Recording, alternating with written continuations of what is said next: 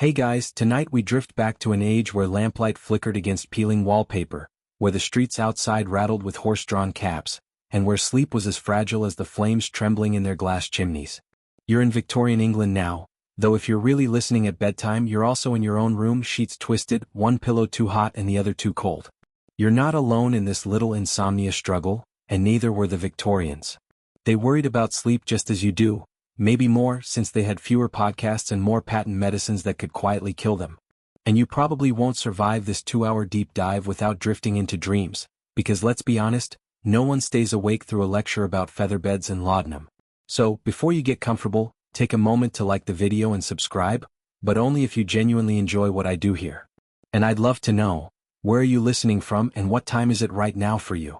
Now, dim the lights, maybe turn on a fan for that soft background hum, and let's ease into tonight's journey together. You trudge across a Victorian street, boots splashing into puddles left by a drizzle that refuses to leave London. Through a cracked shutter you glimpse a bedroom lit not by a single soft bulb, that luxury would come later, but by a small, sputtering gas jet mounted on the wall. The flame is hissing faintly, leaking heat and a whisper of poison into the air. The room is heavy, a little claustrophobic. Curtains of thick velvet try to keep the draft out, but they trap the smoke and odors inside. You feel your lungs tighten, and you wonder how anyone could sleep while basically marinating in exhaust fumes. But Victorians thought gaslight was progress, the very symbol of modern comfort. Imagine how wondrous it felt to have steady light instead of fiddling with wicks, oil, and dripping candles. Except, of course, for those pesky health issues. Headaches, eye strain, mysterious coughing. Some doctors suspected that the gas seeping into rooms might stir up nervous complaints, including, you guessed it, insomnia. Historians still argue whether the lighting itself kept people awake with its bright glare, or whether it was the subtle toxins and smell that unsettled sleep. Either way, you're lying on a stiff horsehair mattress, eyes open, while the flame hisses above you like a mosquito you can't swat. The street outside doesn't help either. Cities in the 19th century never truly quieted. Iron wheels screeched against cobblestones, vendors shouted late into the night, and drunken singers made their way home in wobbly choruses. Soundproof windows weren't really a thing. If you lived near the docks, you might also get the bonus feature of ship horns echoing across the Thames. And if you were unlucky, your neighbor might also be coughing up a lung thanks to the ongoing smog. It's a lullaby only a coal tycoon could love. Let's pause on the bed itself. You lower yourself into one of those contraptions. A heavy four-poster, swaddled in hangings thick enough to keep out both drafts and allegedly evil spirits. The mattress could be stuffed with feathers if you were wealthy, or straw and rags if you weren't. Featherbeds had the allure of luxury but a problem. Over time they clumped, sagged, and harbored little creatures you don't want to think about while trying to fall asleep. So yes, your body is sore, the air smells of soot, and the flame hisses above your head. Welcome to Victorian bedtime. Still, insomnia wasn't just about the physical discomfort. The Victorians layered meaning on top of sleeplessness. Some called it the disease of civilization, proof that society was running itself ragged with machines, trains, and telegraphs. Others framed it as a badge of intellectual activity. Surely the restless mind of a poet or mathematician could not simply switch off like a stable boy's. You'd hear friends bragging, "I only slept 3 hours last night, the mind was on fire." Modern you can recognize this as the exact same humble brag your coworker makes after staying up with Netflix. Different century, same self-delusion. And then there were the worries. Imagine lying in bed with gaslight shadows flickering across the ceiling, thinking about cholera outbreaks, unstable banks, or whether your son will survive another winter at boarding school. You toss. You turn. You pray for silence, for the gift of forgetting yourself. Some even wrote in diaries, "I fear my mind will never close its eyes again." The terror of permanent wakefulness haunted them. The more they fretted, the more they watched the clock tick, though we'll get to the tyranny of clocks in a later section. You slip deeper into this imagined bedroom. You smell lavender sachets tucked into pillowcases, a gentle nod to herbal tradition. Some families placed sprigs of hops under the mattress, believing the plant's sedative aroma could tame racing thoughts. A quirky tidbit here. Certain households even sewed chamomile flowers into fabric linings, so their very curtains exhaled sleepy fragrance. Whether that worked or just provided moth food, well, historians still argue whether the Victorians truly felt any benefit or simply convinced themselves out of desperation. Meanwhile you roll onto your side. The sheets scratch like burlap. Above you the ceiling bears stains from gas soot. You hear a mouse skitter, reminding you that most city dwellings were never truly sealed. It's midnight, maybe later, and sleep refuses to visit. You are part of a silent army of insomniacs stretching across the empire. From dockworkers to duchesses, the night united them all in restless misery. What you notice, though, is how quickly society turned this shared misery into a market. Publishers churned out manuals like How to Secure Repose or The Art of Sound Sleep, complete with stern advice that often boiled down to stop worrying and close your eyes. Thanks, Victorian self-help, very useful. Pharmacies meanwhile stocked little bottles with elaborate labels, promising restorative slumber without ill effect. Spoiler, they often contained alcohol strong enough to flatten an ox or laudanum, basically opium in a cordial disguise.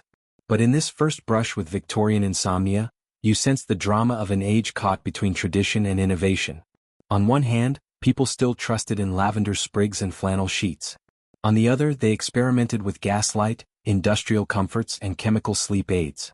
The result was a landscape where night never felt entirely safe, where your body was a laboratory, and where your pillow whispered both hope and dread. The gaslight above you flutters, and for a moment the shadows on the wall look like tiny figures pacing, just like you will later tonight if your own brain won't quiet down. You let out a long breath and maybe, just maybe, your eyelids start to feel heavy. But don't drift off yet. We've barely begun the long march through Victorian nights, and there are 17 more rooms to wander. You wake, or maybe you never quite slept, and the dim light of early morning seeps through the heavy curtains. The air still smells faintly of coal smoke, and your head throbs like you've been up all night listening to a street fiddler who doesn't know when to stop. In Victorian England, if you confessed this restless night to your doctor, you'd find him, because yes, it was almost always him, stroking his beard, furrowing his brow, and looking as puzzled as you feel. Physicians in this era were baffled by insomnia. Was it a disease in its own right or just a symptom of something larger? You'd sit in a wooden chair in a chilly consulting room, and the doctor might suggest your sleeplessness comes from weak digestion. After all, Victorians were fond of blaming the stomach for just about everything from headaches to moral failings. Too much meat at supper, perhaps, he'd say, jotting it down with his squeaky pen. Another doctor, more fashionable, might diagnose you with nervous exhaustion, a popular label that covered everything from anxiety to overwork to reading novels late at night. And then there were the truly moralizing ones who insisted that insomnia was punishment for sinful habits, excessive drinking, or even laziness. Imagine being told your insomnia was God's way of saying, lay off the tea. The medical debate was fierce. Historians still argue whether Victorian doctors actually believed in insomnia as a standalone disease or simply used it as a convenient umbrella term. Some physicians catalogued it meticulously in journals, describing patients who lay awake until dawn, counting imaginary sheep or hearing phantom bells. Others dismissed it as hysteria, especially when women complained. In their minds, a sleepless woman was either too delicate or too willful, never just human. You can almost hear the condescending tone. My dear, your nerves are overwrought. Perhaps you should rest more. Which, ironically, is impossible advice to follow when you can't sleep in the first place. You picture the medical textbooks of the day, their spidery diagrams of nerves and organs, trying to map out the mystery of sleeplessness. They didn't have brain scans or EEGs, but they had theories. One camp insisted the heart was to blame, its irregular pulses disturbing the quiet rhythm needed for slumber. Another blamed the liver, swollen with undigested food.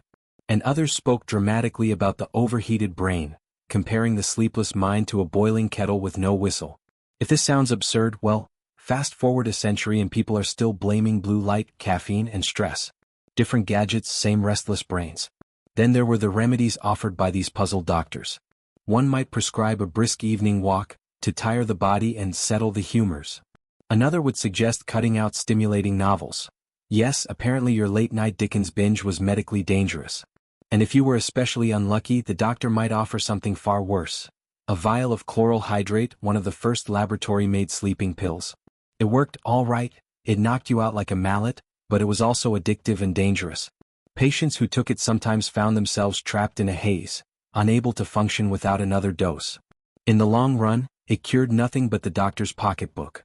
A quirky tidbit for you. Some Victorian physicians swore by bedtime port wine. That's right, a glass of fortified alcohol was prescribed as a sleep aid.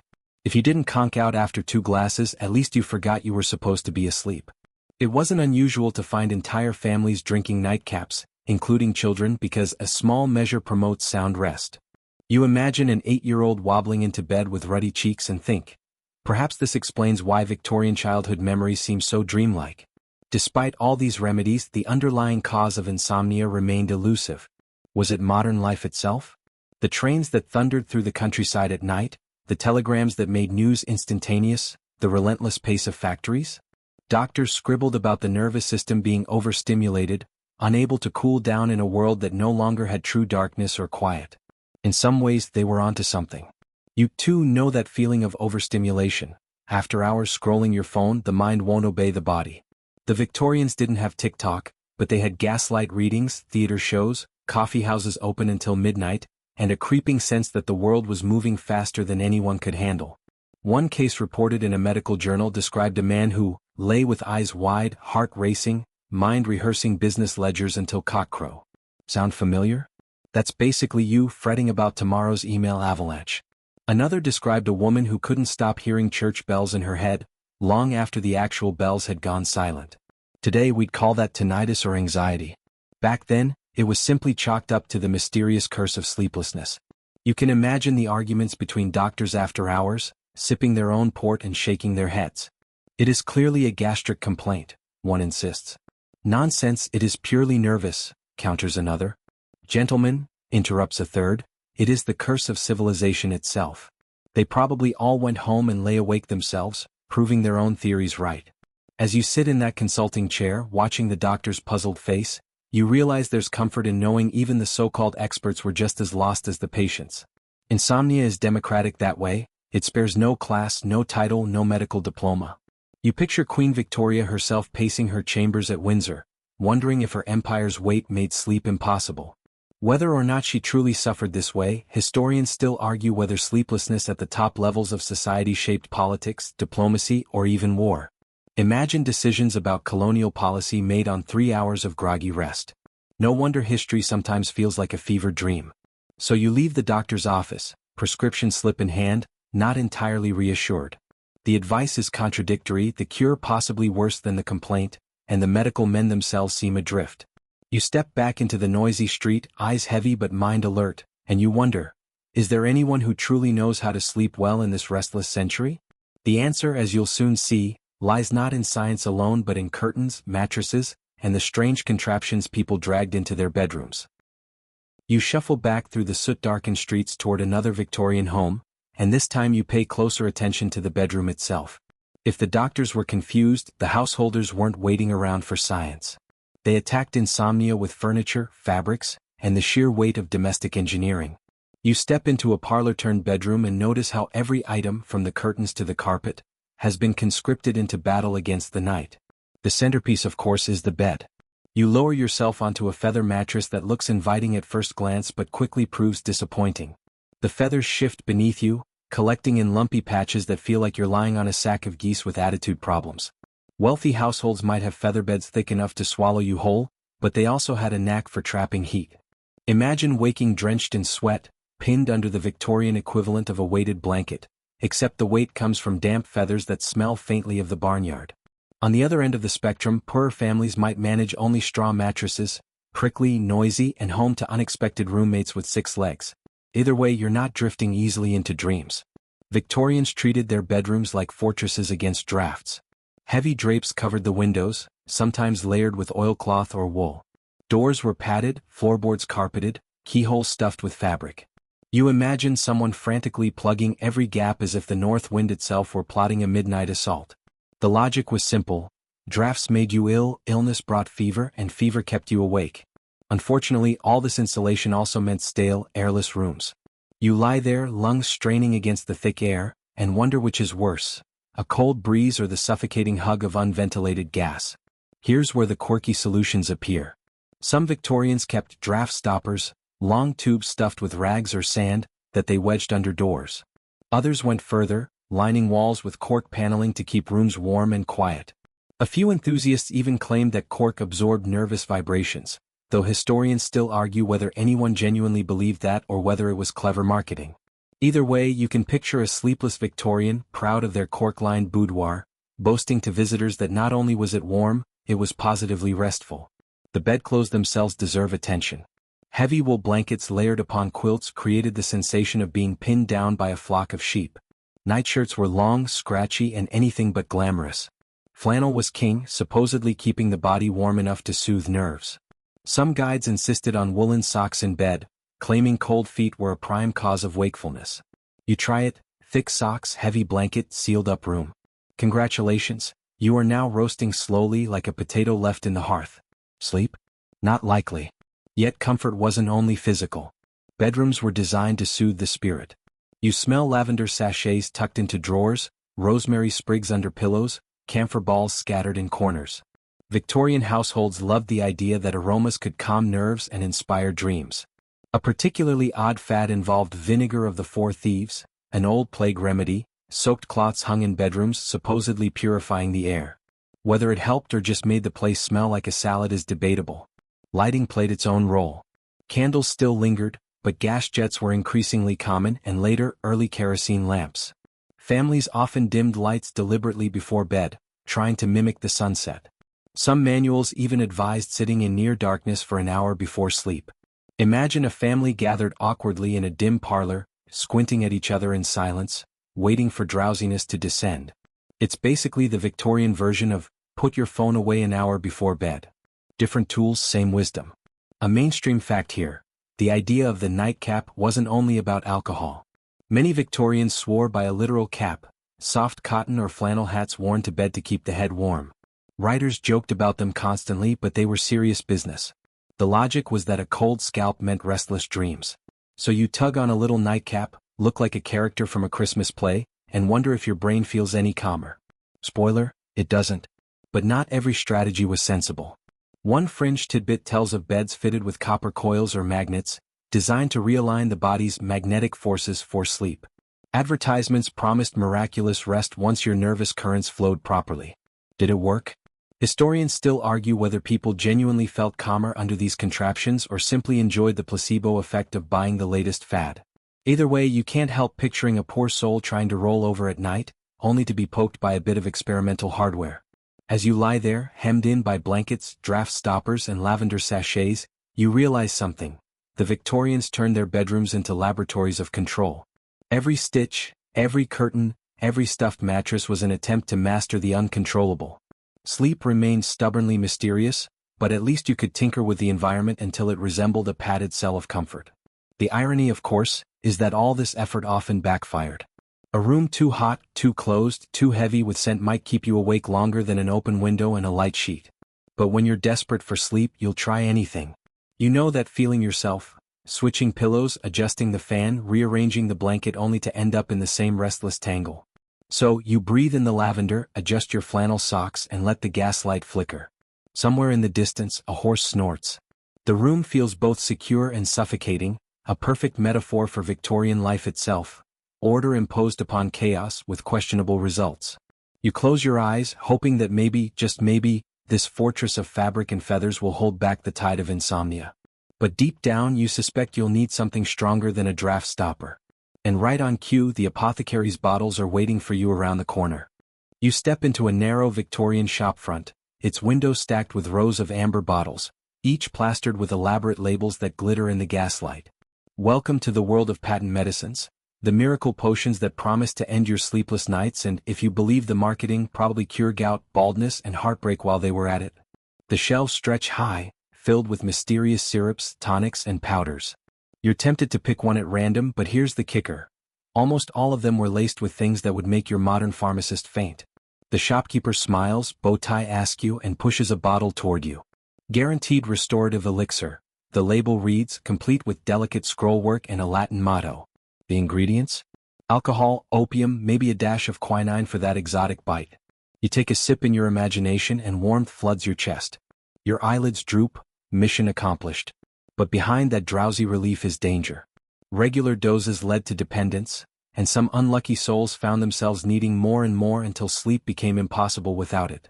The irony of curing insomnia by creating addiction wasn't lost on later critics, though at the time it was brushed aside with a cheery, "It'll put you right, dear customer." A mainstream fact here: laudanum, an opium tincture mixed with alcohol, was one of the most common remedies of the Victorian age. Doctors prescribed it liberally for everything from toothaches to tuberculosis, and ordinary households kept bottles on hand as casually as you keep aspirin today. Poets and novelists wrote while under its spell. Thomas de Quincey even chronicled his opium dreams in excruciating detail.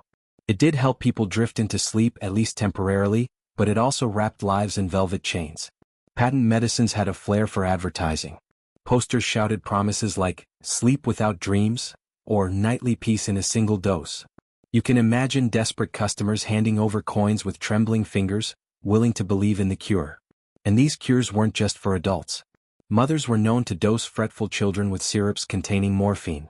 Imagine a fussy toddler soothed instantly into slumber, not by lullabies but by narcotics. Quirky, yes. Disturbing, absolutely. The shelves also offered other concoctions. Chlorodyne, for instance, boasted a cocktail of chloroform, morphine, and cannabis. Try wrapping your head around that triple punch. Take one spoonful and yes, you'd sleep. Take two and you might not wake. Historians still argue whether people truly understood the risks or whether marketing so thoroughly disguised them that trust outweighed caution. Either way, the bottles kept selling, and pharmacies grew rich while customers floated in and out of consciousness. But not all remedies were so potent. Some advertised purely herbal mixes, valerian root, hops, or passion flower. These were closer to modern herbal teas, though they were often overshadowed by the heavyweights of opium and alcohol. Manuals advised drinking hop beer at bedtime, a bitter brew meant to quiet nerves. Whether it worked or merely distracted you with its awful taste is open to debate. Still, you picture a Victorian insomniac choking it down dutifully, grimacing, and waiting in vain for drowsiness. A quirky tidbit emerges when you flip through the pages of Victorian magazines. Ads for sleeping drafts disguise themselves as testimonials. Mrs. T of Sussex writes, "After 20 years of wakeful torment, I now sleep like an infant thanks to Dr. Frobisher's nocturnal drops." Did Mrs. T exist? Probably not. But her glowing report gave comfort to countless readers who thought they'd finally found salvation. You can almost hear the sarcasm of history whispering, "Congratulations, you've just bought expensive flavored morphine." The deeper irony is that these patent medicines blurred the line between medical and recreational. A clerk might whisper that a particular bottle not only ensured restful slumber but also granted delightful visions. You picture a sleepless clerk in Manchester sneaking an extra dose after work, just to ride the wave of chemical dreams. In an age without strict regulation, who was counting? Yet beneath the bright labels and elaborate promises lurked tragedy. Families lost loved ones to overdoses. Dependence crept silently into households, where the nightly tonic became as indispensable as brushing one's teeth. The medical journals began to grumble. Was this progress or merely new chains disguised as cures? Historians still argue whether the rise of patent medicines was more about commerce than care, whether insomnia was exaggerated as a crisis simply to sell more bottles. You place the bottle back on the shelf, the glass cool in your hand, and glance around. Each label promises ease, comfort, sleep.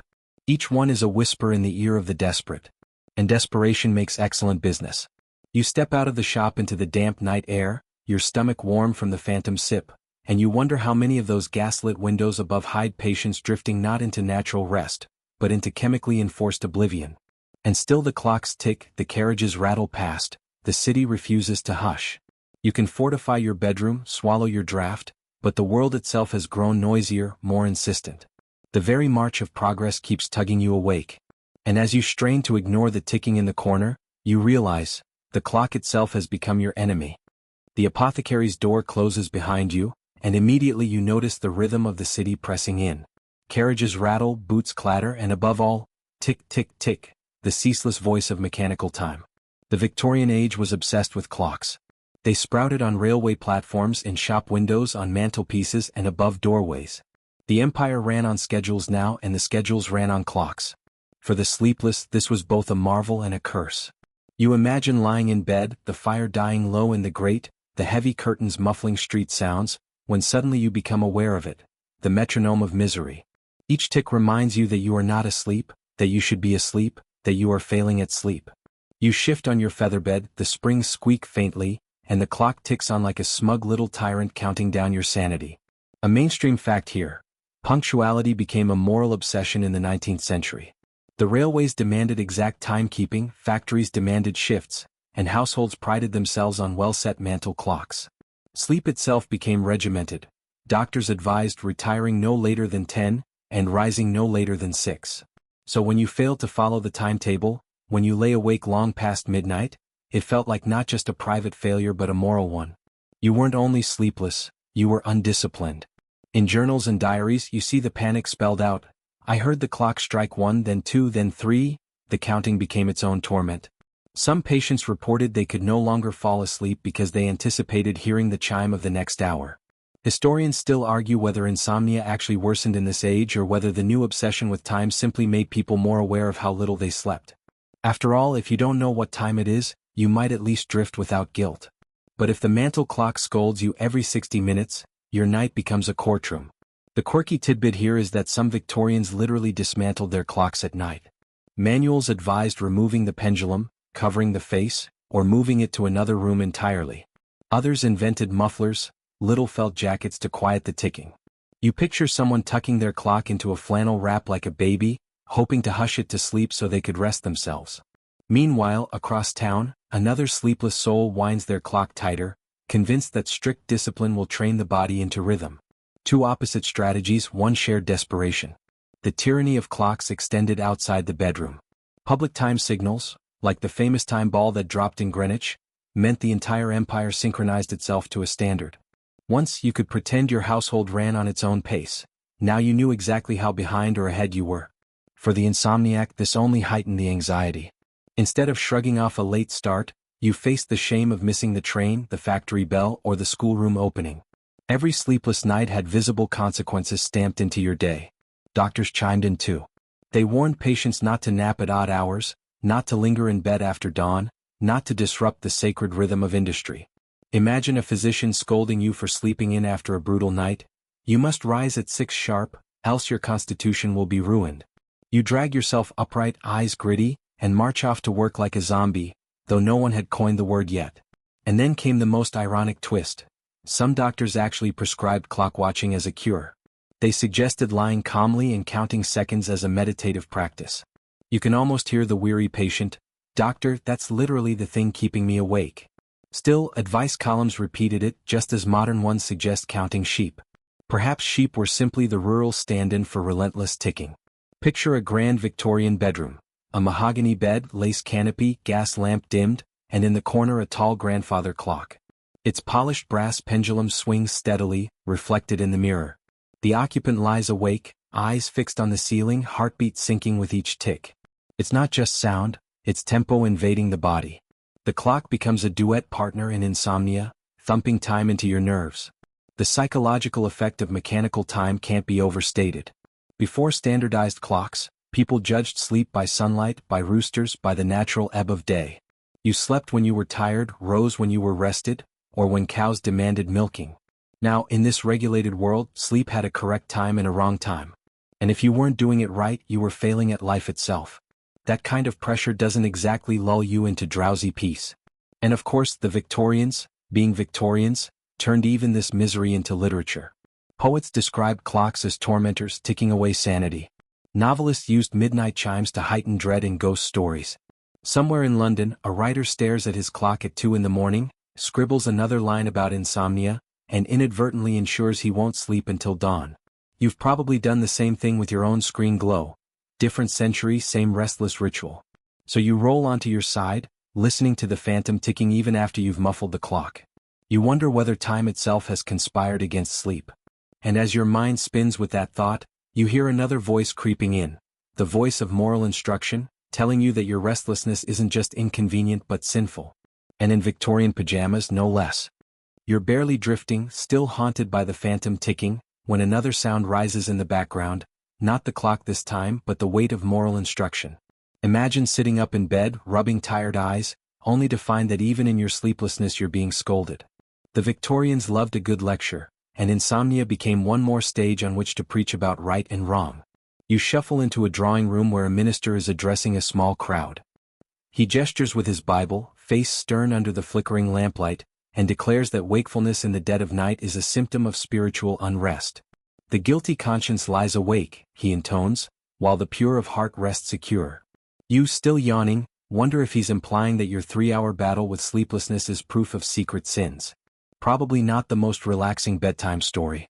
Mainstream fact: Victorian culture often moralized health. Doctors, clergymen, and advice writers all claimed physical ailments reflected moral weakness. Tuberculosis could be punishment for excess passion. Indigestion might signal greed. So, naturally, insomnia too was interpreted as moral failure. You didn't just have nerves, you had character flaws.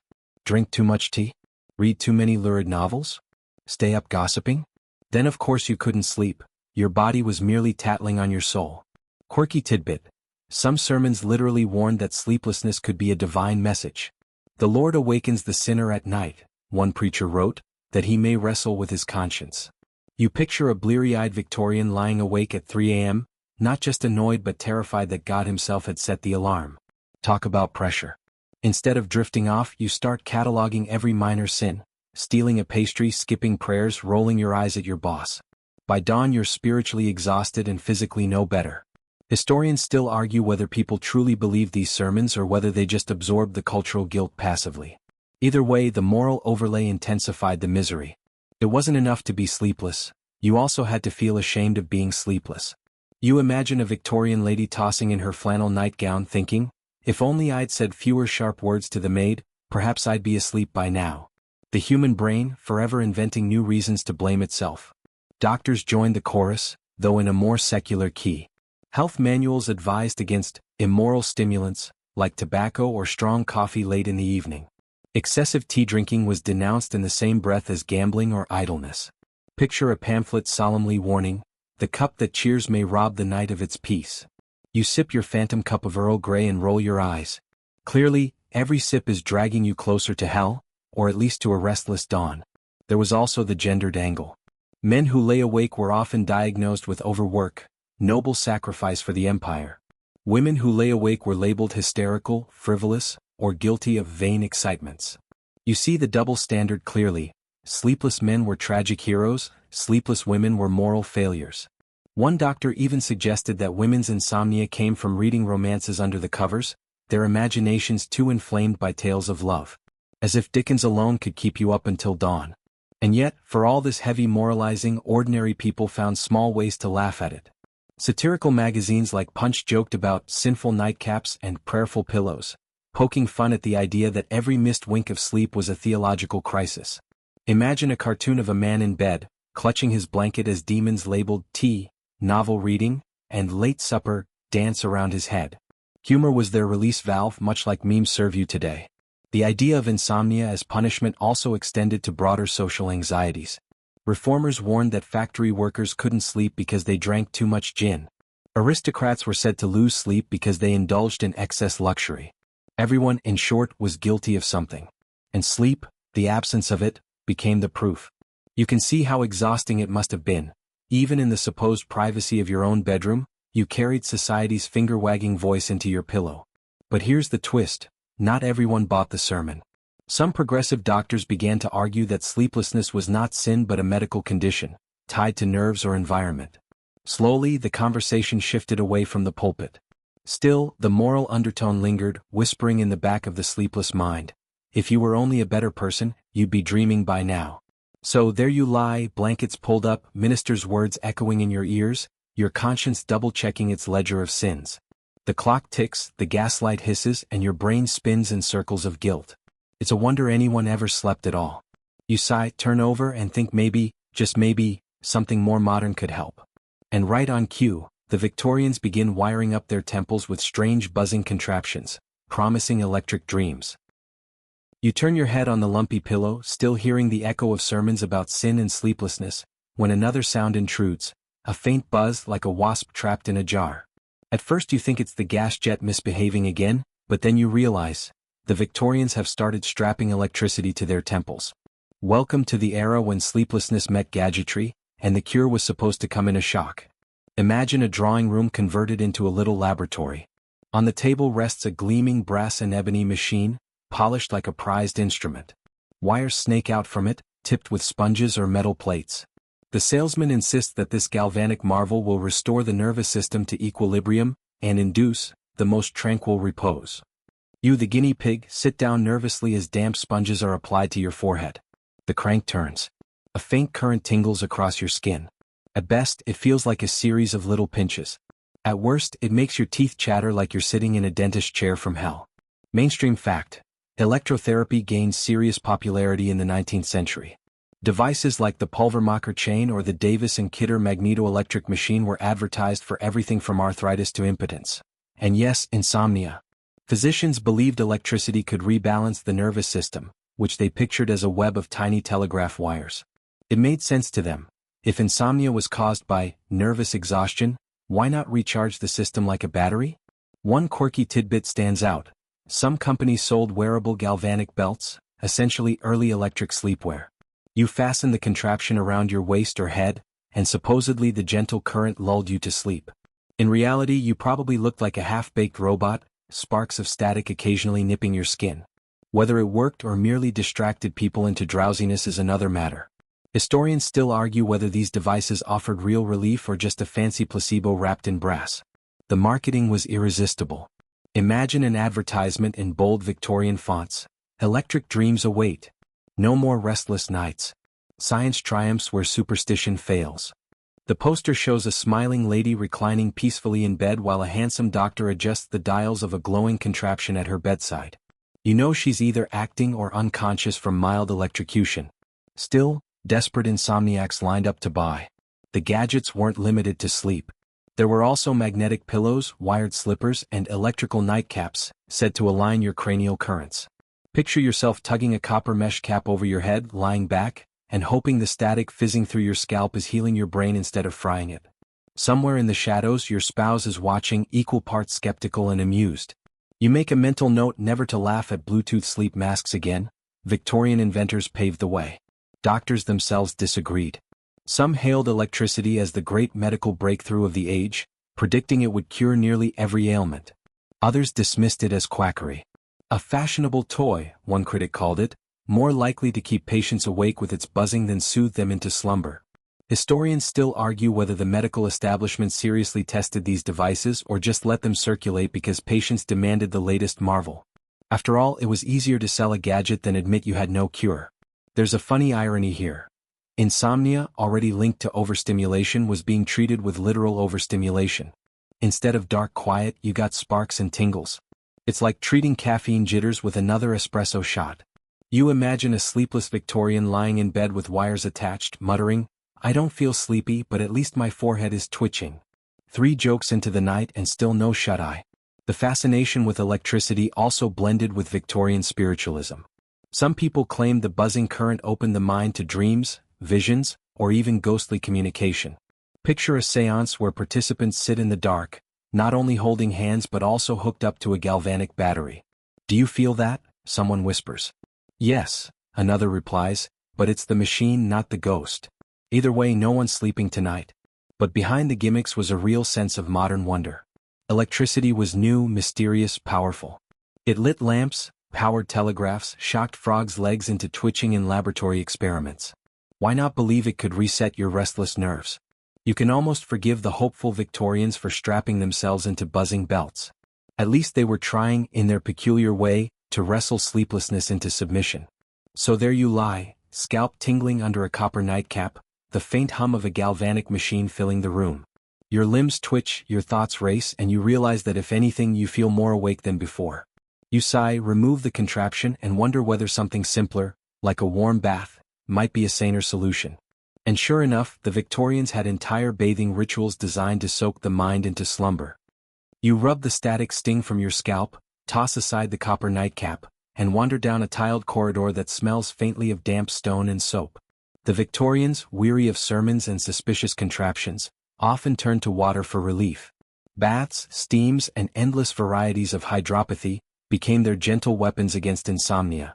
If sleep refused to come, maybe it could be coaxed with a soak. Picture yourself in a cavernous bathhouse, steam curling upward like ghostly dancers. The marble floor is slick beneath your bare feet. Rows of claw-footed tubs stand ready, each filled with water heated, or sometimes cooled, to precise temperatures. Attendants bustle around with pitchers and towels, whispering instructions in hushed tones, as if the secret of sleep lay in degrees Fahrenheit. "Not too hot, not too cold," one mutters, "just enough to relax the nerves." Mainstream fact: hydrotherapy was a booming Victorian health trend. Institutions known as hydropathic establishments sprouted across Britain and Europe, offering cures for everything from rheumatism to melancholia. Insomnia was high on the list. Doctors recommended tepid baths lasting 15 to 30 minutes, sometimes followed by a brisk rub-down with cold water. The idea was to calm the nervous system and reset the body's rhythms. You lower yourself into the imagined bath, the water rising around your aching limbs.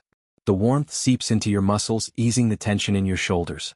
For a moment you actually believe this might work. You close your eyes, listening to the drip of water echoing in the chamber. The sensation is hypnotic, until the attendant cheerfully announces it's time for the cold plunge. Yes, cold baths were just as fashionable. Quirky tidbit: some manuals claimed a sudden icy dip shocked the body into balance, preparing it for deep slumber. You can imagine the shriek of a Victorian insomniac tossed into frigid water at midnight. Sleep afterward was perhaps not from tranquility but from sheer exhaustion after screaming. Still, patients swore by it. Historians still argue whether these water treatments provided genuine relief or whether the placebo of ritual, combined with sheer fatigue, lulled patients into rest. Beyond the baths there were vapor rooms, essentially early steam saunas. You step into one enveloped instantly in mist.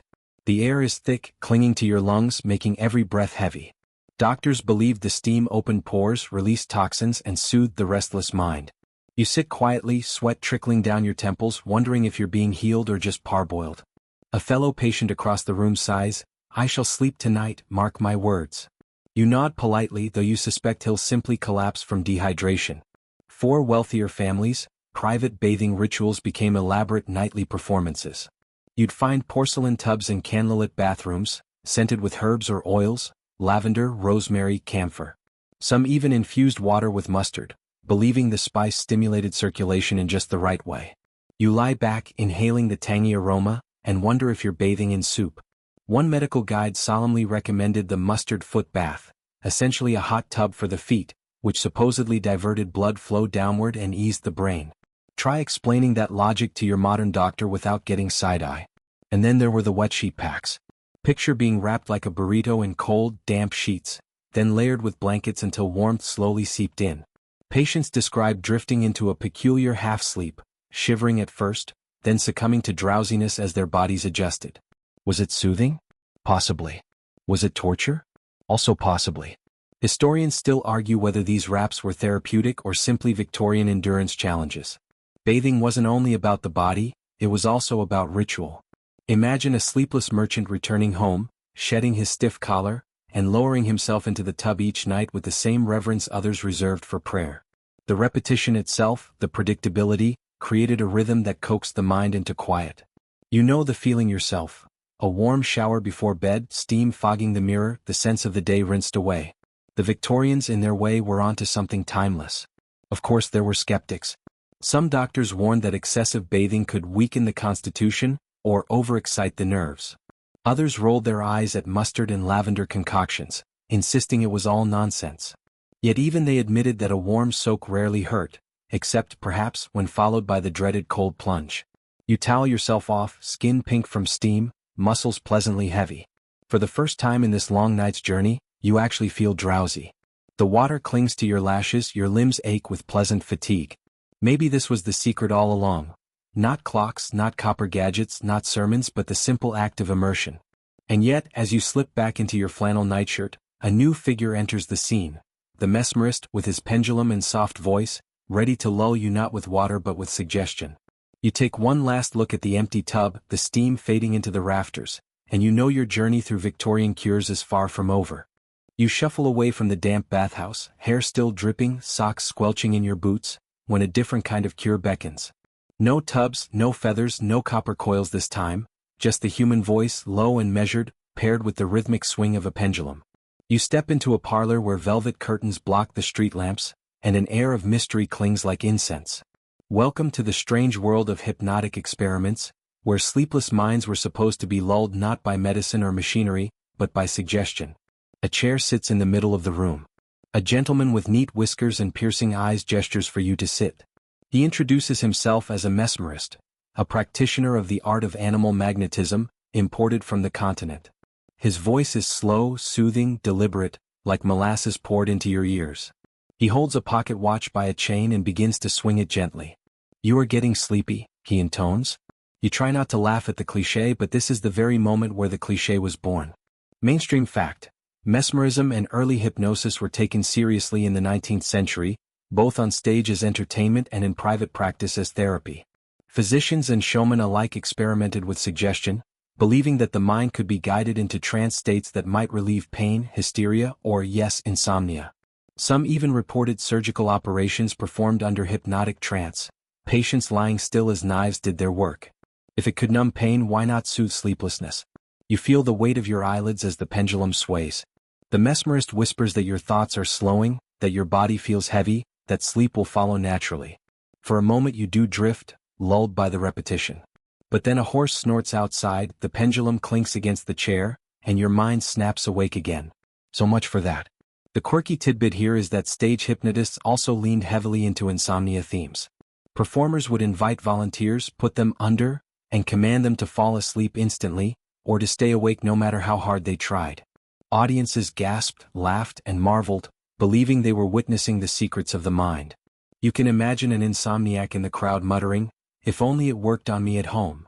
Not all doctors were convinced.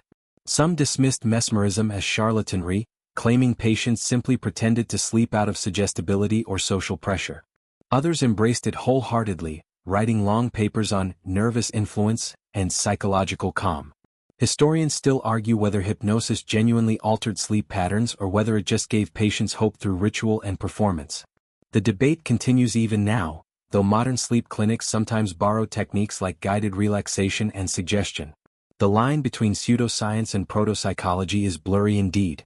Picture yourself lying on a chaise longue in a physician's office, the curtains drawn, the air heavy with cologne.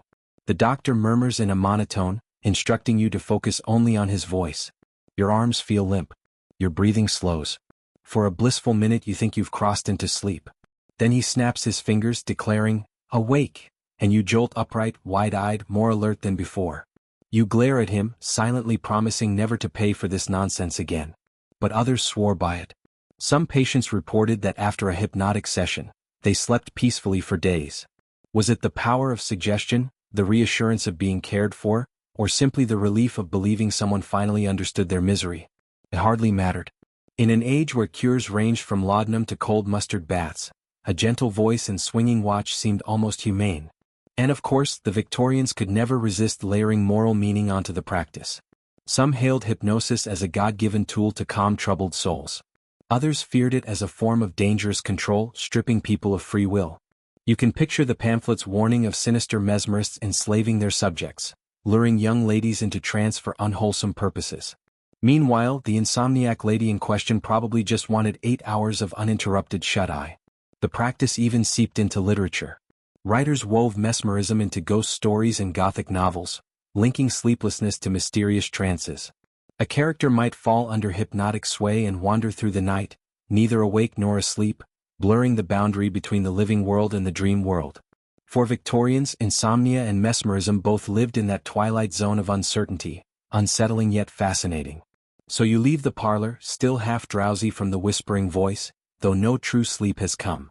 You step into the cool night air, pulling your cloak tighter, and wonder if maybe the cure lies not in the mind's manipulation but in the cup you hold before bed. After all, the Victorians argued endlessly about whether tea, coffee, or cocoa was friend or foe to the insomniac. The beverage wars await you, steaming in porcelain cups.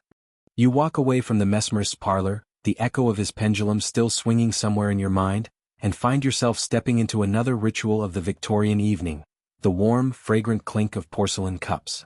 But what's inside those cups, tea, coffee, or cocoa, was far from a casual choice. It was a battleground of opinion, a war waged in kitchens, tea-rooms, and medical pamphlets over which beverage lulled you to sleep and which condemned you to hours of ceiling-staring torment. You slip into a Victorian drawing room. The fire is glowing, the lamps shaded, and on the table sits a neat tray with cups and a steaming pot. A lady in lace pours tea with steady hands, insisting it calms the nerves. Her husband frowns, preferring coffee, which he swears settles the stomach after supper.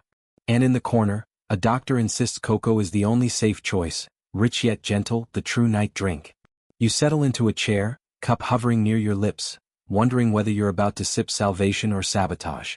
Mainstream fact: tea and coffee consumption skyrocketed in the 19th century.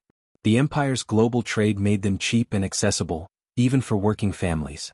By mid-century, Britain was guzzling millions of pounds of imported leaves and beans. With that surge came worry. Doctors warned about caffeine's stimulating effects, particularly on the nervous system.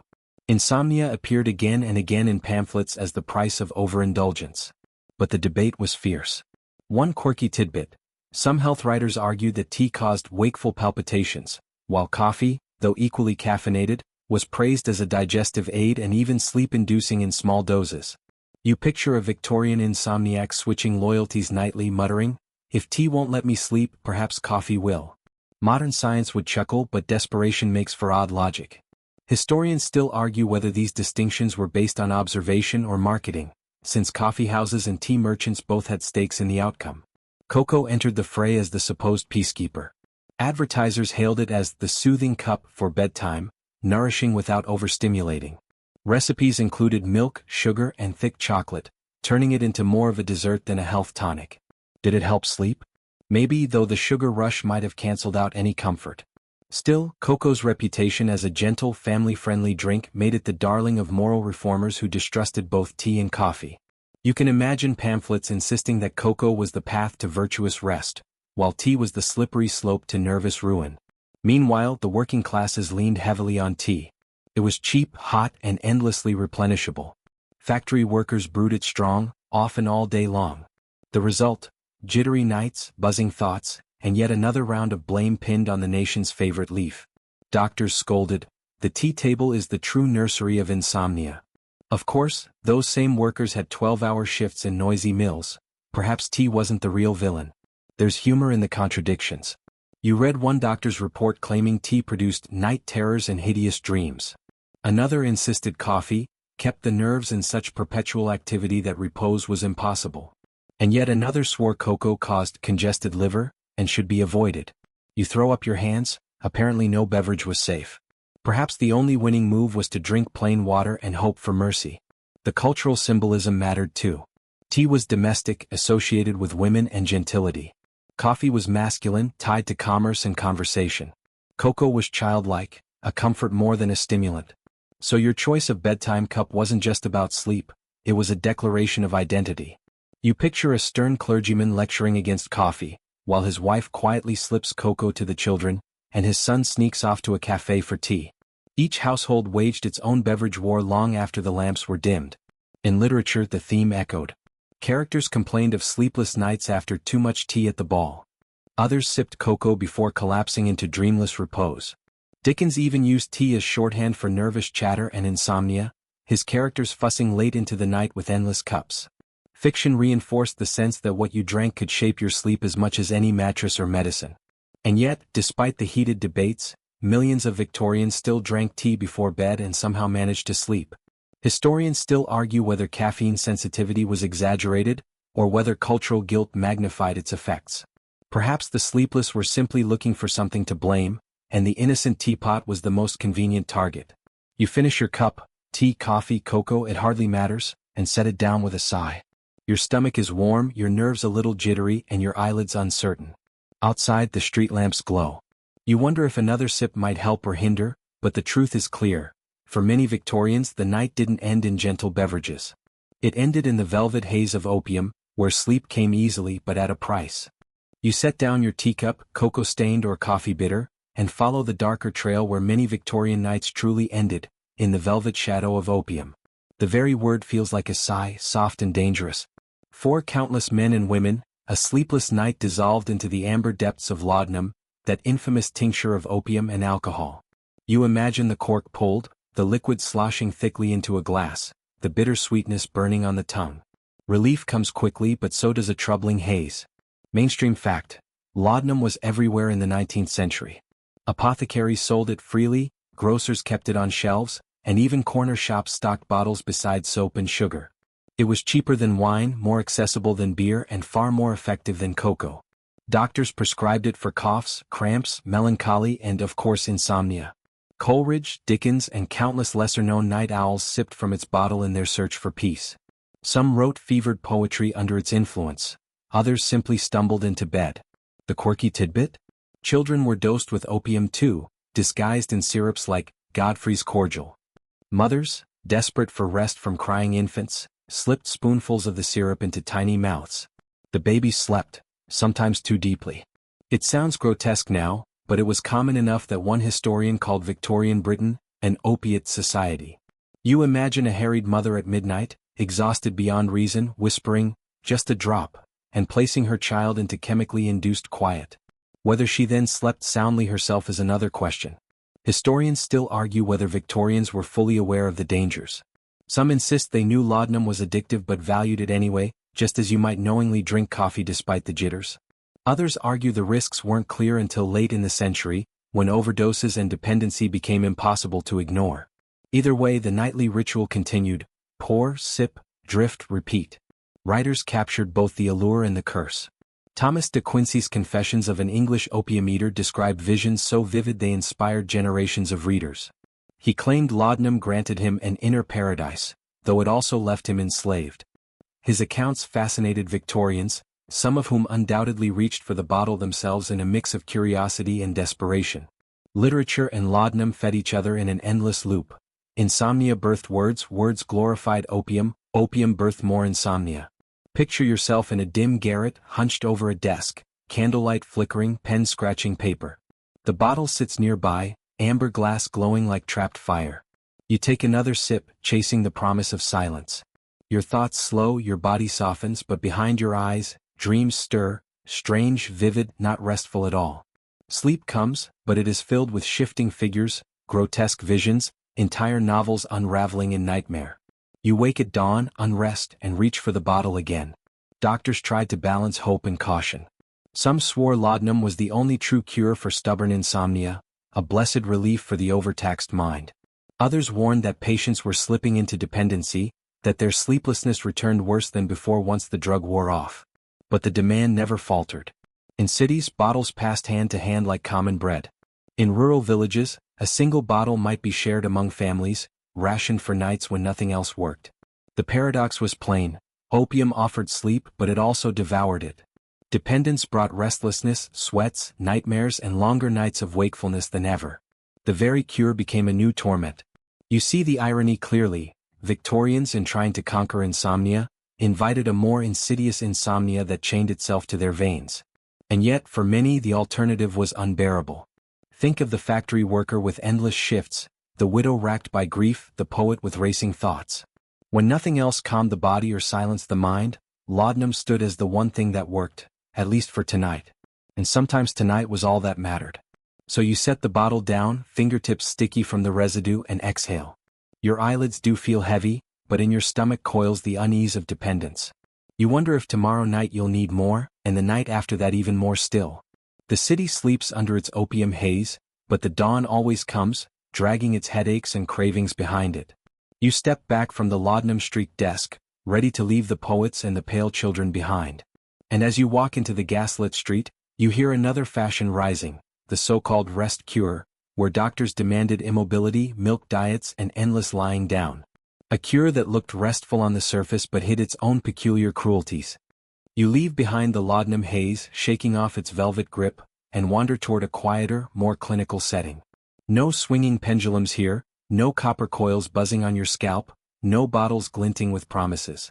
Instead, you enter a room lined with pale curtains, softly lit, where a doctor in somber black coat greets you with a clipboard and a faint air of authority. He prescribes what many Victorians came to know as the fashionable solution to sleeplessness, the rest cure. Imagine being told that your insomnia, your nervousness, your very inability to function at night, was best treated by lying completely still for weeks on end. That's the essence of it: rest, absolute and relentless. The doctor instructs you to climb into a couch or bed, to avoid all exertion, all reading, all sewing, even all conversation if possible.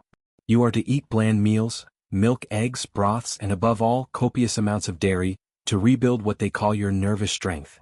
Mainstream fact: the rest cure was popularized in the late 19th century, particularly by American physician Silas Weir Mitchell, though it influenced British practice as well. It was prescribed primarily to women diagnosed with nervous disorders, hysteria, or chronic insomnia.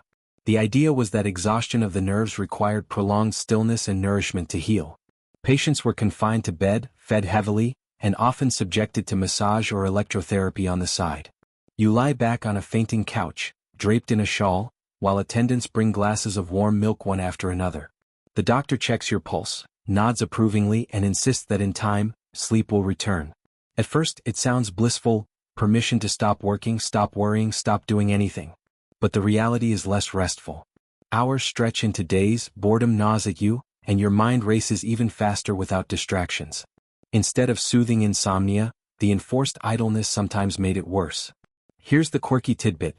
Some patients secretly rebelled by hiding books under pillows or scribbling notes in the margins of newspapers smuggled into their rooms. Reading was forbidden, but the urge to engage the mind proved irresistible. One woman reportedly read an entire novel in tiny snatches whenever the nurse left the room, convinced that otherwise she'd lose her sanity. Imagine pretending to nap, then frantically flipping pages before footsteps returned. Historians still argue whether the rest cure truly helped or harmed. Some accounts suggest patients did improve, perhaps because they were finally allowed to stop overworking themselves. Others condemn it as a form of medical imprisonment, especially for women whose independence was stripped away under the guise of healing. Writers like Charlotte Perkins Gilman famously attacked it.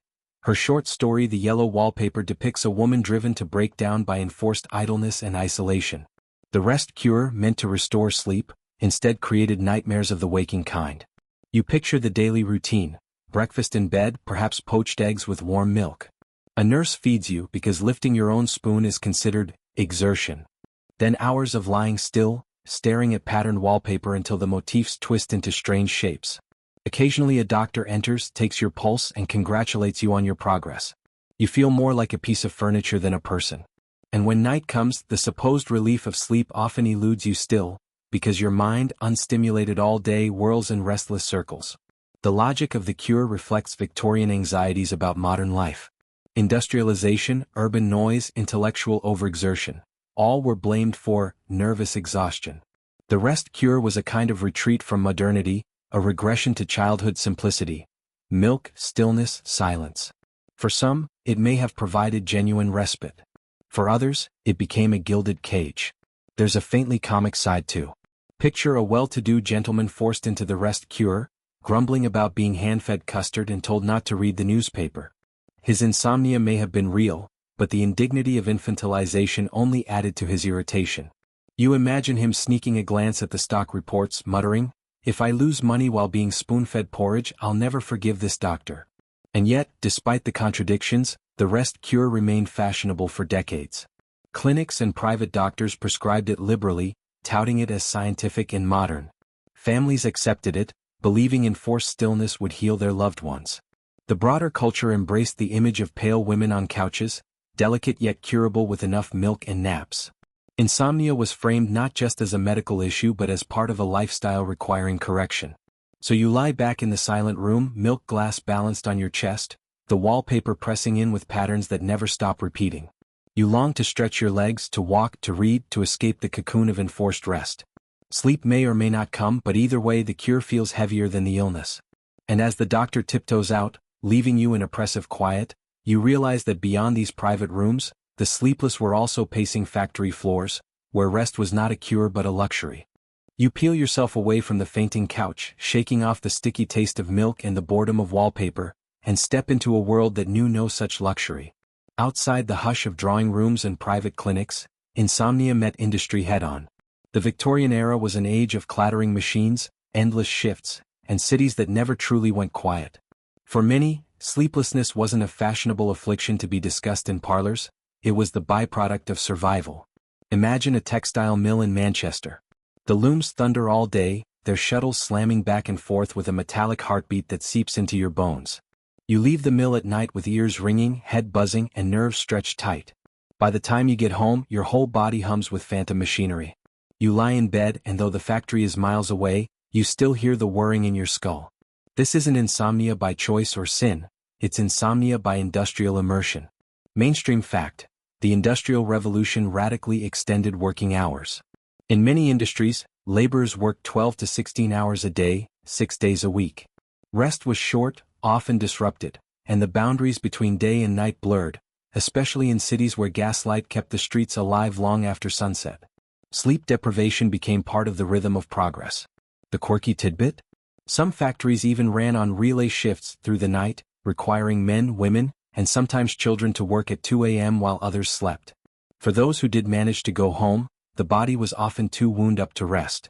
One inspector's report described workers so fatigued that slumber eluded them, their minds yet beating with the pulse of the loom. Historians still argue whether industrial schedules permanently changed human sleep patterns, compressing what once may have been broken into two natural phases into the solid block we expect today. You picture cramped tenements near the factories, whole families crammed into one room, the air thick with smoke from cheap stoves. The children squabble, the baby cries, the neighbor snores through the thin walls. Outside, carts rattle past and tavern-goers shout well into the night. Privacy is impossible, quiet is rare, and rest is constantly stolen. If you manage a few hours, you count yourself lucky. Insomnia here isn't treated with laudanum or electric belts, it's drowned in gin. Cheap spirits flowed freely in working-class neighborhoods, numbing exhausted bodies into collapse. Was it sleep though? Hardly. It was more like unconsciousness, followed by groggy mornings and aching limbs. Yet for many, it was the only escape from restless wakefulness. Doctors lectured about the dangers of drink, but when your landlord wants the rent and the mill whistle demands your labor at dawn, philosophy matters less than survival. Meanwhile, the middle and upper classes fretted about their own sleeplessness caused by overwork. The irony was thick. A factory worker lay awake because the body was too abused to relax, while a merchant complained of lying awake because the mind was too busy calculating profits. Both stared at ceilings in the dark, united in exhaustion from different ends of the social ladder. The sounds of industry were relentless. Trains roared through the countryside, whistles pierced the night, ships unloaded at docks until dawn. Even rural areas weren't immune. The telegraph carried messages at all hours, linking farmers to markets in ways that kept them restless. The world was speeding up and the human body struggled to keep pace. Literature reflected this fatigue. Dickens described sleepless clerks hunched over ledgers, their eyes raw from lamplight. Journalists reported on railway spine, a nervous condition blamed on the shocks of train travel that left passengers wakeful. Even reformers worried, if Britain's workforce couldn't sleep, would the empire itself crumble? Historians still argue whether these fears were exaggerated or whether the sleeplessness crisis was as real as the smog clogging London's lungs. There was a grim humor to it all. Imagine a factory worker telling his doctor he couldn't sleep at night, and the doctor gravely prescribing more rest. The worker would laugh bitterly, "Aye, doctor, I'll tell the mill owner to cancel the night shift." Advice written for polite households, lavender pillows, warm baths, quiet parlors, had little meaning where beds were shared and alarms sounded at 4 in the morning. And yet, in their own way, working people developed rituals to fight for slumber. Some swore by onion broth before bed. Others tucked heated bricks or iron pans wrapped in cloth under blankets, chasing comfort in cold rooms. Families took turns watching babies so at least someone could snatch a few hours. It wasn't glamorous, but it was survival. So you walked through the factory floor, the looms clattering louder than your own heartbeat. The workers' faces are pale, eyes hollow, bodies moving on instinct. They will trudge home tonight and collapse onto straw mattresses, but true rest will elude them. For the Victorians, sleeplessness was not just a personal battle, it was woven into the very fabric of progress. And yet, for those who could afford it, there was always another option, leaving the noise behind. You step out of the smoky city into fresh air, and find yourself packing imaginary trunks for a seaside retreat, a mountain sanatorium, or even a berth on a sleeping car. The cure for sleeplessness, some believed, was not in bottles or beds, but in travel itself. You step out of the smoke-choked city and into the crisp air of travel brochures brought to life. For Victorians with means, insomnia wasn't always battled with pills or sermons, it was escaped. The cure, they thought, might lie in different air, different scenery, or simply the rocking motion of a train as it carried you away from the clamor of the familiar. So you pack an imaginary trunk, lace up your boots and set off. The seaside was the first prescription. Doctors recommended sea air with near-religious fervor, declaring it bracing, purifying and guaranteed to settle frazzled nerves. You picture Brighton's pier glittering with lamps, families promenading, invalid chairs rolling across the pebbles. At night, patients lay in boarding houses listening to the steady crash of waves. The salty breeze cleared lungs, soothed minds and supposedly induced rest. Mainstream fact: the Victorian coastal holiday industry boomed in this period, fueled by railways that made once distant shores accessible. The health argument, especially for sleeplessness, was a major selling point. Then there were the mountains. Switzerland became a fashionable retreat, its cold alpine air believed to invigorate the constitution. Wealthy insomniacs booked rooms in chalets, wrapped themselves in wool, and gazed at snow peaks as if altitude itself might tuck them in. Quirky tidbit: some doctors recommended literally sleeping outdoors in mountain climates, bundled in furs so the pure air could work directly on the lungs. You imagine a Victorian lady in a nightcap, teeth chattering, muttering that perhaps the bedchamber back home wasn't so bad after all. Historians still argue whether fresh air cures were genuinely effective or whether they simply offered patients the comfort of novelty and distance from stress. Closer to home, sanatoriums specialized in nervous disorders. These were part spa, part hospital. Quiet grounds, orderly routines, mineral baths, and diets heavy on cream and bread. Patients were encouraged to stroll in gardens by day and sleep deeply by night. The theory was that structured calm, away from the chaos of urban life, would reset the mind. Some patients thrived. Others grew restless in the enforced monotony, pacing corridors just as sleeplessly as they had at home. And then came the marvel of the age, the railway sleeping car. Imagine stepping into a carriage fitted with padded bunks, curtains swaying gently, the rhythmic clatter of wheels promising drowsiness. For the first time, long-distance travel offered not only speed but also a chance at real rest. Passengers reclined as countryside flickered by, lulled by motion. It wasn't perfect, the soot seeped in, the bunks smelled of dust, but for insomniacs it was a new kind of lullaby. Travel, though, wasn't available to all. It was expensive, often limited to the upper middle class and above. For the poor, the travel cure might mean nothing more than a restless trek to the country during harvest, sleeping in barns. But for those who could afford it, journeying for sleep became a badge of sophistication. Insomnia wasn't just an illness, it was a ticket to the Riviera.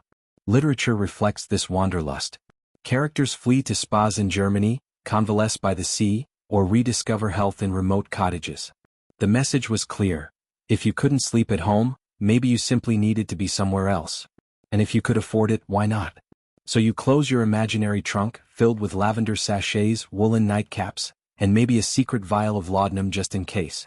You step into the railway carriage, feeling it sway, the rhythm of the tracks like a heartbeat. Your eyes grow heavy as countryside rolls past, and for a moment, you believe the cure lies in motion. But even as you drift, you tug at your flannel nightgown and wonder whether the clothes you wear to bed are helping, or suffocating. You leave the railway carriage behind, eyelids still heavy from the imagined sway, and step into another battlefield of the Victorian bedroom, the strange world of nightwear and sleep contraptions. If travel was meant to cure insomnia through fresh air and motion, then what you wore, or strapped on, at bedtime was thought to matter just as much. You tug at a drawstring, pull a wool sock higher, and find yourself wrapped in layers of comfort that may or may not have helped. First, the classic, the nightgown. Long, flannel, and utterly unflattering, it clung to the body like a portable furnace. Mainstream fact: flannel was the textile of choice, celebrated for its warmth and believed to prevent chills that might disturb rest. Doctors warned that a cold draft upon the skin could shock the nervous system awake, so Victorians cocooned themselves in fabric. Yet the result often meant overheating. Picture yourself tangled in a sweat-soaked gown, trying to push fabric away from your face, wondering how anyone found this comfortable. Quirky tidbit: some guides recommended sleeping with not only socks but also gloves and occasionally, a flannel belt wrapped around the stomach, to preserve digestive heat. One particularly eccentric manual even suggested woolen nose covers, shaped like little masks, to keep nasal passages warm during the night. You can imagine rolling over to find your spouse wearing a nose sock and gloves, looking less like a sleeper and more like a burglar caught midnap. Nightcaps too had their moment. Once mocked in satirical prints, they lingered as genuine prescriptions for insomnia. A cold head was believed to invite restless dreams, so hats were worn to bed, cotton for summer, flannel for winter. Some even claimed nightcaps absorbed vapors rising from the brain, though historians still argue whether this was superstition or a misunderstood stab at medical theory. Either way, pulling a cap tight over your scalp was more likely to ruffle your dreams than soothe them. And then came the contraptions. Patents abounded for mechanical aids to ensure comfort. Some beds were fitted with straps or bolsters to keep sleepers on their backs, the healthiest position according to reformers. Others included inclined boards to elevate the head, said to reduce nightmares. There were even ventilating pillows stuffed with horsehair and fitted with holes, allowing cool air to flow around the head. You lie back on one and discover it feels more like resting on a cheese grater than on a cloud. Historians still argue whether these inventions reflected genuine attempts at comfort or simply the Victorian mania for gadgets. A patent for a night corset promised restful posture, while another for sleeve separators kept arms from crossing unhealthily over the chest. One device resembled a padded cage strapped to the head, meant to prevent tossing and turning. You picture yourself wearing it, unable to move, wondering if sleep or sheer resignation would come first. Clothing and bedding carried symbolic weight too. Clean white linens signaled morality and purity, while ragged bedding suggested neglect and vice. Reformers insisted that proper sleepwear encouraged not only better health but also better character. A sleepless night in dirty sheets was proof to them of moral laxity. Once again, insomnia became less about physiology and more about social judgment. Literature made fun of it. Satirical sketches in Punch depicted men waddling around in comically oversized nightgowns, candle in hand, like haunted laundry come to life. The absurdity was clear. How could anyone feel dignified enough to rest while dressed like a tent? Yet the garments persisted, clinging to fashion long after practicality had moved on. Despite the silliness, some of the advice wasn't entirely wrong. Keeping extremities warm does help some sleepers. Cotton breathes better than wool. And routine, pulling on the same nightclothes each evening, creates a psychological signal that it's time to rest. In their fumbling way, the Victorians stumbled toward principles that modern sleep hygiene echoes. So you lie back in your wool socks, flannel gown, and slightly ridiculous nightcap. You feel snug, if overheated, cushioned by horsehair and watched over by the faint gleam of brass contraptions. The garments scratch, the straps pinch, and yet you can't help but smile at the absurd earnestness of it all. They truly believed that the right clothing could tame the wild beast of insomnia. And as you tug the cap lower over your brow, you realize that for many Victorians, sleeplessness wasn't just a medical condition but a muse. Their wakeful nights seeped into novels, poems, and case studies, where insomnia became as much a literary device as a personal struggle. The next stop in your long night's journey lies between the pages of Dickens, Bronte, and beyond. You pull off the itchy nightcap, toss it onto the bedpost, and reach for something lighter, a book. For Victorians, sleeplessness didn't just belong to doctors, gadgets, or warm baths. It found a permanent home in literature. When the world wouldn't quiet down, many turned to novels, poems, and diaries, both as companions in the night and as mirrors of their own restless minds. You open a well-thumbed volume, candlelight trembling across the page, and discover insomnia woven through the very fabric of Victorian imagination. Mainstream fact: Charles Dickens himself was a notorious insomniac. He often paced London streets at night, walking miles until dawn, then channeled the eerie quiet of those hours into his writing. His novels are littered with sleepless wanderers, characters who trudge through gaslit alleys, haunted by conscience or circumstance. In Bleak House, for instance, sleeplessness mirrors guilt and unease, the restless tossing of minds that can't find peace. You can picture Dickens, coat collar pulled high, scribbling lines by dim light, eyes stinging but brain aflame. Quirky tidbit: the Bronte sisters wrote much of their work in odd hours too, often by flickering lamp in cold parsonage rooms. Charlotte confessed to lying awake long past midnight, stories crowding her head, while Emily found that nighttime solitude sharpened her prose. For them, insomnia wasn't just torment, it was fertile ground for creativity.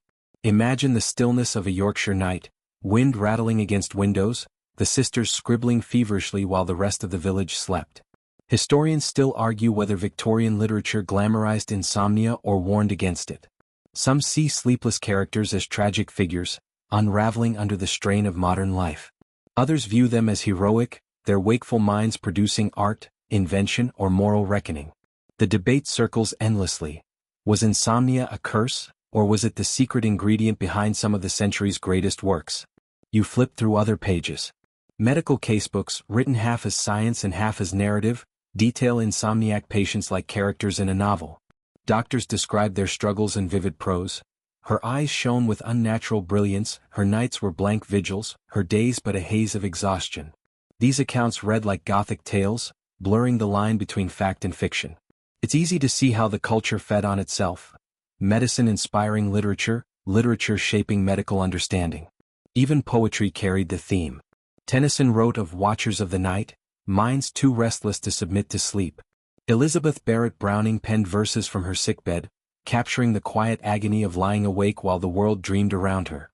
Their words gave voice to what millions felt privately but rarely admitted: that the night could be long, oppressive, and filled with unwanted thoughts. And then there's the ghost story. Insomnia and hauntings went hand in hand, the sleepless mind fertile soil for apparitions. Writers exploited the uncanny hour between midnight and dawn, when characters stared at ceilings only to see shadows move. Was it a spirit? Or simply a tired brain inventing horrors? You know the sensation yourself, lying awake, shapes in the dark morphing into something sinister, only to vanish when the lamp is lit. Victorians loved that ambiguity, and insomnia gave it credibility. Yet literature didn't just reflect sleeplessness, it offered companionship. Insomniacs could read quietly by candle, knowing that Dickens, Bronte, or Browning had walked the same restless path. Books became both distraction and comfort, a way to fill hours when sleep refused to come. You imagine a clerk in his narrow lodgings, too wired to rest, reaching for a cheap serial novel. The words blur his anxiety, and though he doesn't sleep, at least he isn't alone. There's humor here too. Satirical magazines poked fun at sleeplessness, portraying caricatures of wide-eyed readers devouring novels until dawn, then nodding off at work. The joke was on anyone who blamed their insomnia on books, but behind the laughter was recognition. Reading was one of the few quiet pastimes available in the dead of night. So you sit with the book on your lap, eyes burning, candle dripping wax onto the table. You feel the peculiar mix of exhaustion and inspiration, the sense that though your body craves rest, your mind is alive in a way it never is by day. Victorians wrestled with this paradox constantly. Should they resent their insomnia or cherish it as a muse? As the flame gutters lower, you realize the culture itself was divided. Some called sleeplessness a disease to be eradicated. Others treated it as the spark of genius. Historians still argue where the balance lies, and perhaps they always will. For now, you close the book, sigh, and feel the dawn creeping nearer. The debates that raged in novels and casebooks were mirrored in journals, where experts clashed endlessly over the true nature of insomnia itself. You set the book aside, candle sputtering low, and glance at the stack of journals scattered across the table. These aren't novels or poems now, but medical and scientific papers, each filled with earnest attempts to pin down what exactly insomnia meant. As the 19th century marched toward its close, the debates grew louder. Was sleeplessness a disease of nerves? A product of modern overstimulation? Or simply the age-old frailty of the human body, dressed in new clothes? Mainstream fact: Victorian medical journals regularly published articles on insomnia, often under titles like, "The Modern Scourge of the Nervous System." Doctors wrote case studies, offered treatment notes, and quarreled over causes. Some insisted it was chiefly a symptom of neurasthenia, a fashionable diagnosis of nervous exhaustion brought on by urban life, overwork, and intellectual strain. Others swore it stemmed from digestive troubles, poor circulation, or heart palpitations. And still others treated it as an independent illness in its own right, a distinct disorder requiring its own category in medical books. One quirky tidbit reveals the eclectic nature of the debate. Some experts blamed the telegraph for insomnia. Yes, the machine that carried news at lightning speed was accused of overstimulating society's nerves. The mind cannot rest, one doctor claimed, when it is daily battered with instantaneous tidings from across the globe. Imagine blaming your sleeplessness not on caffeine or stress but on the sheer speed of information. Sound familiar? Historians still argue whether Victorians were experiencing genuinely higher rates of insomnia or whether new technologies simply made people more aware of their wakefulness. The argument spilled into public print too. Magazines for middle-class readers carried earnest essays. Is insomnia the disease of civilization? Authors pointed to Gaslight, trains, and the ever-ticking clock as culprits. Others insisted sleeplessness was timeless, part of the human condition, merely noticed more in an age obsessed with measurement. You can picture two doctors at a dinner party, one railing about urban nerves, the other shrugging. Nonsense, people have always tossed and turned. The debates even became gendered. Some physicians argued women were more prone to insomnia because their nervous systems were delicate and susceptible. Others countered that men, burdened with modern commerce and public life, were the true victims. Neither side admitted what was obvious. Everyone, rich or poor, male or female, had nights when sleep refused to come. But in Victorian fashion they categorized, moralized, and published their theories anyway. And the proposed solutions reflected these disagreements. Nervous disease proponents prescribed quiet retreats and sedatives. Digestive theorists recommended bland diets, no tea and plenty of warm milk. Circulation enthusiasts suggested moderate exercise and cold baths. The journals are filled with lists of cures that sound both familiar and absurd, often contradicting each other in the same issue. One article might praise laudanum as a godsend, the next condemns it as a poison. You can imagine patients flipping pages, more confused than when they began. What's striking is how passionately they argued over what now seems obvious. Insomnia is complex, multifactorial, and deeply human. But Victorians craved neat categories. If they could name it, classify it, pin it like a butterfly on velvet, perhaps they could master it. Instead, the debates only revealed how slippery sleep remained, how stubbornly it defied tidy explanations.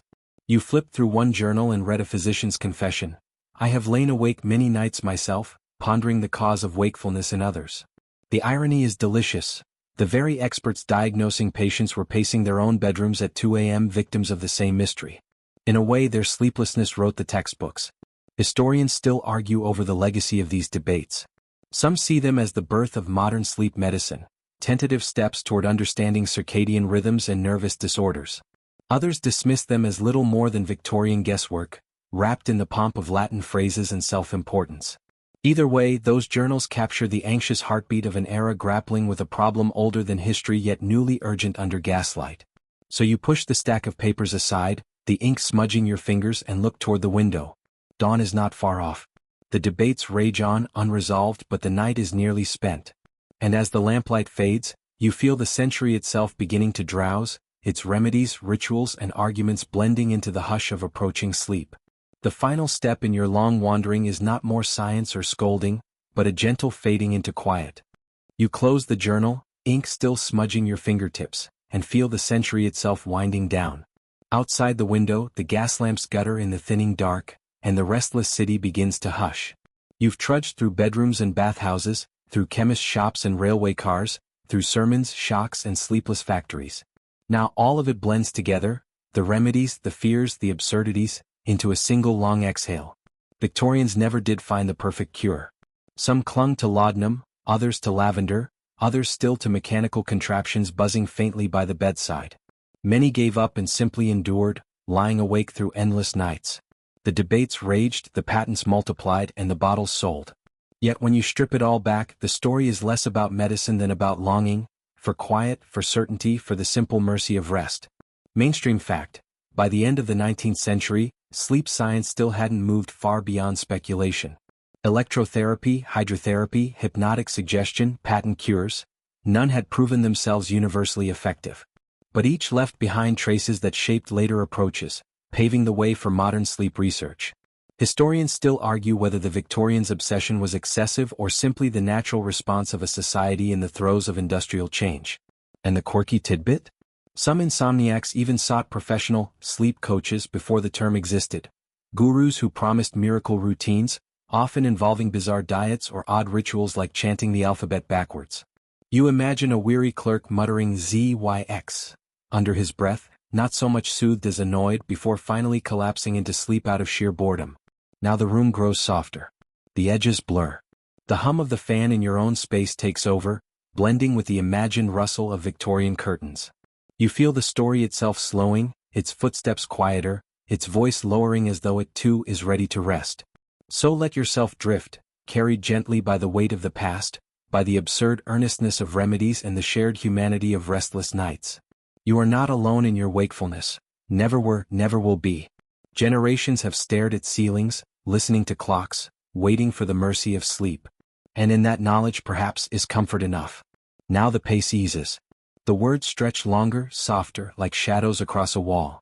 Imagine the gas lamps extinguished, one by one, until only the faint glow of dawn lingers on the horizon.